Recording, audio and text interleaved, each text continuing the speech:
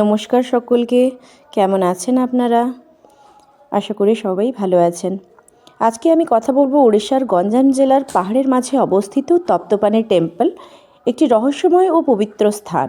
এখানে রয়েছে প্রাকৃতিক গরম জলের ঝর্ণা, যার তাপমাত্রা সারা বছর প্রায় 80 ডিগ্রি সেলসিয়াস থাকে।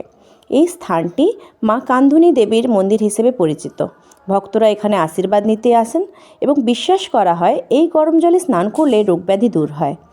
চারিদিকে সবুজ পাহাড় আর মনোমুগ্ধকর পরিবেশ মনকে শান্ত করে দেয়। শীতকালে এখানকার সৌন্দর্য আরও বেড়ে যায়। আপনি কি জানেন, এটি উড়িষ্যার অন্যতম হট স্প্রিং মন্দির। তাই উড়িষ্যা ভ্রমণে এলে তপ্তপানি মন্দিরে দর্শন করতে অবশ্যই যাবেন। খুব ভালো লাগবে আপনাদের সকলকে।